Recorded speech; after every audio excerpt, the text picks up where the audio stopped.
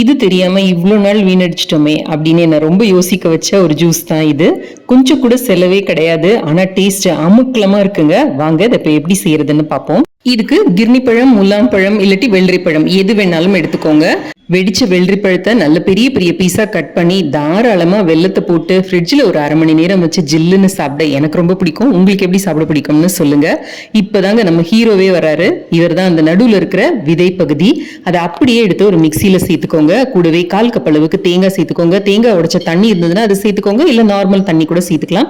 இப்போ உங்களுக்கு எவ்வளவு ஸ்வீட் வேணுமோ அதுக்கு ஏற்றபடிக்கு வெல்லமோ இல்ல நாட்டு சர்க்கரையோ சேர்த்துக்கோங்க. சளி பிடிக்காம இருக்க 2 மிளகு, 1 கல்லு உப்பு, 2 கப் அளவுக்கு தண்ணி இதையும் சேர்த்து நல்ல மிக்சியில டொருன்னு அடிச்சுட்டு கண்டிப்பா வடிகட்டுங்க. வடிகட்டி இந்த ஜூஸை குடிச்சு பாருங்க, அவ்வளவு நல்லா இருக்கும். மேல மானே தேனே பொன்மானேன்னு நீங்க எதை வேணா சேர்த்துக்கலாம். நான் அந்த முலாம்பழத்தோட பீசஸே போட்டிருக்கேன். கண்டிப்பா இதை ஒரு தடவை ட்ரை பண்ணி பாருங்க. தேங்க்ஸ் ஃபார் வாட்சிங்.